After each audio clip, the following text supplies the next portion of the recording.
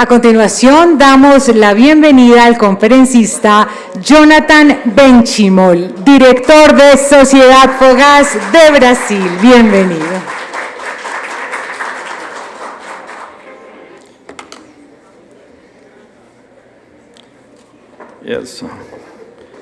Yes, good morning, ladies and gentlemen. Thank you very much for GASNOVA for inviting me for this presentation. I will attempt to do my best here in the time constraint. My name is Jonathan Benchimol. I'm from Fogás, Brazil, a small LP gas operator that operates in the Amazon region of Brazil. We have a large border with Colombia. My oral presentation will be in English. My written presentation will be in Portuguese to make it easier, the presentation. However, before I make the presentation, I would like to say that I would like to make some philosophical thoughts on my point of view that will assist in the presentation itself. First, and that represents my personal opinion, and please feel free to disagree, is that the free market capitalism is the best way, and free pricing is the best way to assure the market places the scarce resources properly. Second, there are market imperfections. In every system, there is no perfection. And the government should assure, through its regulation and through its governing body, that the game played is an even playing field to assure that the free market forces, capitalism, and free markets will prevail. Let me tell you that the most important attribute in any industry, not LP gas industry, any industry, is the respect of property rights. There is no more relevant and important point to any industry. It doesn't matter if it is bottled water, it doesn't matter if it is electricity, it doesn't matter if it's LP gas. It's the respect of property rights. And brand is extremely important, and I will try to explain you why. The greater complexity of the purchase, the more important brand is. For example, when I decide to buy a car, I choose to go to Toyota. I don't get to Toyota and ask what is the powertrain, what is the transmission, what is the brake manufacturer, what is the electronics manufacturer, or in the injection system. I trust Toyota will do the best for me. So I buy Toyota, I don't buy the brake system. And the LP gas system purchase is exactly the same. The brand is extremely important to society, to government, to regulators, and to the customer, because the LP gas purchase is also an extremely complex purchase. The customer does not know anything about metallurgical properties of the cylinder. It doesn't know anything about chemical composition of the gas. It does know, not a specialist on meteorological issues. Plus, the reliability in the brand will place traceability to whom the customer may choose to complain if there is safety issues or other issues. Therefore, brand is the most important attribute in any industry, including the LP gas industry. Regulation should focus on what is important to society. Excess regulation places an invisible cost to the consumer regulation cost and bureaucracy are high. And if you wish to read about government regulation, I recommend a free book published by a gentleman called Beals, B-E-A-L-S. And the book is called Government Regulation, the Good, the Bad, and the Ugly. Therefore, regulation should focus on what is important to society and not regulate every aspect of society. Important, everywhere I go, every presentation I make, any country I go, I always hear from governing people, regulators, and industry agents, oh, we have regulation, we have regulation, we have regulation. But see, regulation is a necessary condition, but not a sufficient condition to assure an even playing field. More important than regulation is enforcement of the law. There is only property rights if there is enforcement of the law. No enforcement of the law, regulation is useless. It's just a piece of paper. There's also good news for you. My flight is out of Colombia tomorrow, so don't worry, I won't give my opinion to anybody else.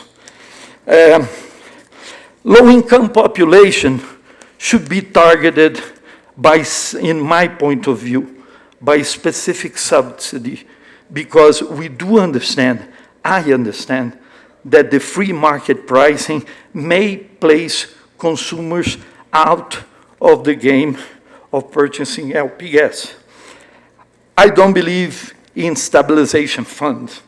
Let me tell you why. Stabilization fund represents an indirect subsidy to consumers that do not need a price reduction.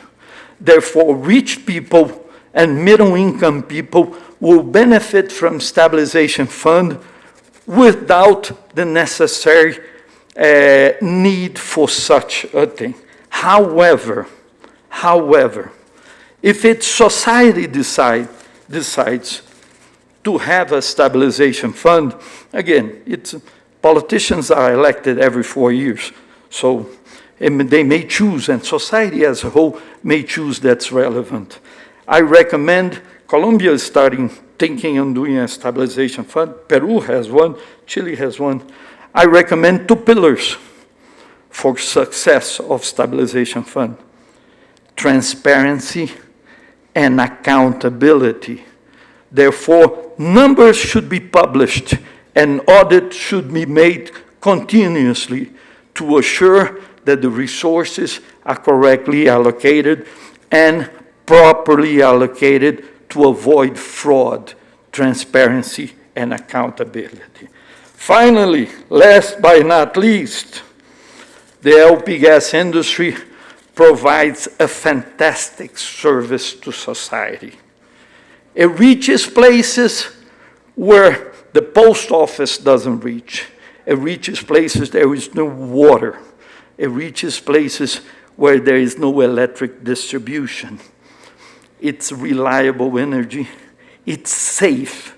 Yet, every accident that occurs is deemed as an unsafe product, which is not true because the numbers tell another story. The industry works hard, and I don't need to tell you, everyone here is from the LP gas industry, performs a fantastic job in trying to be as productive as they can, as efficient as they can, even though roads are not great, even though ports are not fantastic, which should be an objective of the government to assure good roads and good ports and good infrastructure. Yet, even with government restrictions, the industry performs a fantastic job delivering gas to the people who really need portable energy, and that some customers may never be in the natural gas grid. All said and done, I will try to make my presentation. I will run by the presentation because the purpose of the presentation itself is just to show images. The relevant part is almost at the end.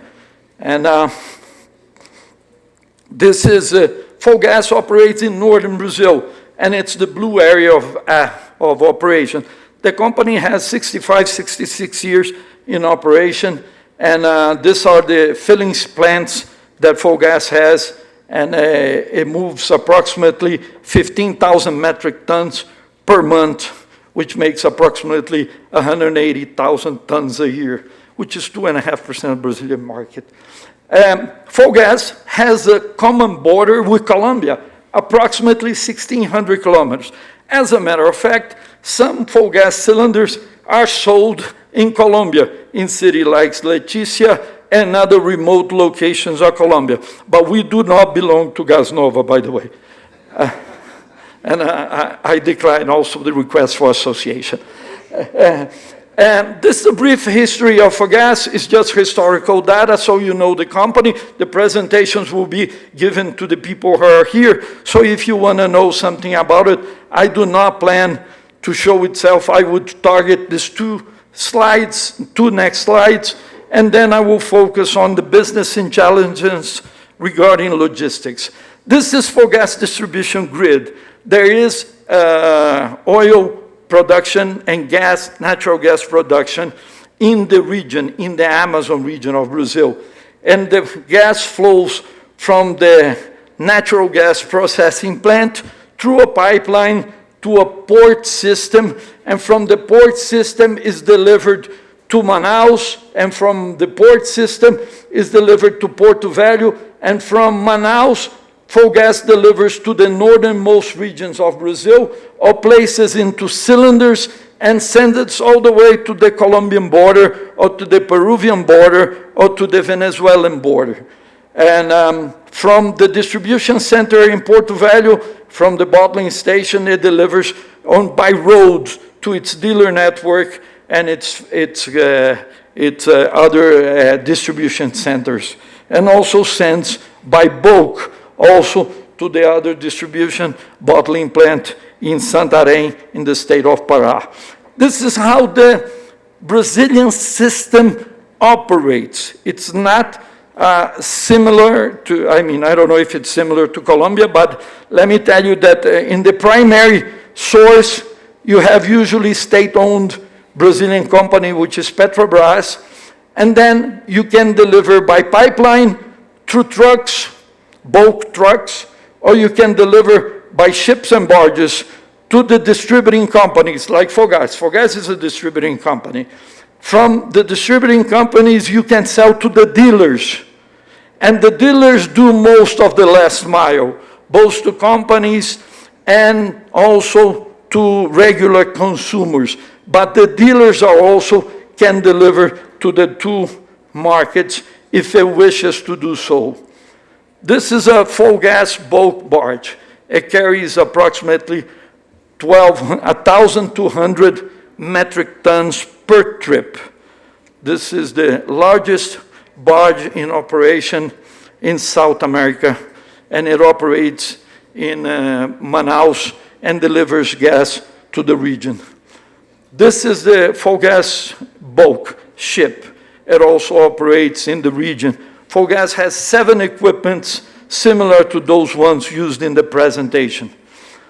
This is some of the other equipments used in operation. They're all bulk barges with capacity ranging anywhere from 1,200 metric tons up to very small barges that have only 210 metric tons.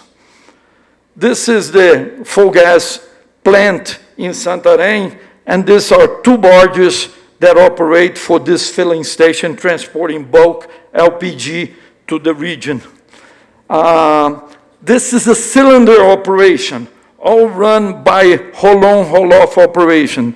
Fogás has some barges like this that have capacity to hold approximately 26 trucks like this, 26 individual trucks Each truck holds approximately 1,200 cylinders. So we're talking about 30,000 cylinders at least being transported that departs from Manaus and takes to the most remote areas in the Amazon River, on the Negro River, and other regions, and it reaches all the way to the Colombian border. This is some of the Fogás trucks. This is a truck developed by Fogás with this local supplier. The local supplier, it's here. This is the first truck developed in Brazil that transport 30 tons in a single truck. Fogás developed together with EXA this truck. When I started in the company, most trucks had 19 metric tons. This truck transports approximately 40%, 50% less capacity. And this is the focus, continuous efficiency, productivity, to turn into the customer lower prices for products and services. There's some of the trucks also, some of the operations. This is a tandem truck, the first tandem truck. Fogás developed this truck together with EXA. It transports 40 metric tons in a single trip. The same truck that was used to transport 19 metric tons now is handled by this truck. We used to do 65 voyages per month to this location. Currently, we do the same operation with 30 voyages. We reduced a great number of trucks, drivers, and we placed efficiency into the system. Some trucks are blue, some trucks are white. It depends on marketing decisions in specific markets.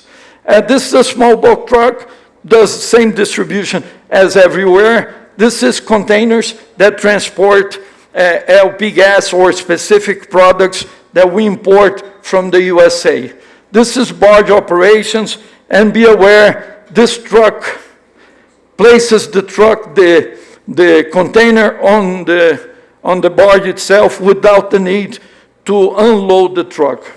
This is also an operation in a distribution chain where you only have the trucks delivered over there. That means reduction in cylinder handling. This tandem also trucks that transport to distribution center. You have the same driver, same truck, and you deliver 80% more capacity. This is delivering cylinders in the city itself. But this is the most important aspect of the presentation itself. All of this are just images. Any company from here, from anywhere in the world, can go and purchase the equipment. It's ready to do it. You can copy the whole infrastructure. But there's something that cannot be copied, and that's the business intelligence behind the business. Let me tell you how the system works itself. 97% of all cylinder orders in Fogás are digital orders. We receive this by the phone. The dealer orders until 1500 hours, 3 p.m. Every day he must place his order. He enters the Fogás app and he places his order. The business intelligence behind calculates the production of the filling station, the delivery capacity of the plant, and decides if we are going to accept or if we're going to decline that order. If we decline that order based on capacity of distribution, the system automatically informs the dealer, we cannot deliver the gas to you. However, there is this other logistic operators that can deliver the gas to you. So it's exactly like an Uber. You know, the dealer can go. If the dealer doesn't want the full gas delivery, he can automatically choose on the app that he wants to be served by a third-party delivery system. And the system calculates time of delivery, estimated delivery, and the capacity of the filling station. If we receive orders above the capacity of the plant, it will decline the order, and the system will automatically say, can we schedule this delivery for 2 days from now? So all deliveries are done, most deliveries are done on the next day. Customer orders till 1,500 hours, and he receives the gas the next day up to 1,700 hours. This is how the system works. It's all based in system intelligence. It's all based on a digital company. Fogás has a very large of its operations fully digital operations. So this is the business intelligence, all on a backbone run by SAP. And my time is right, it's final. And I would like to thank you very much, everyone here. Again, thank you very much for the time, appreciation, and I do deserve that everyone, all of you, have a safe return to your home and to your family. Thank you very much.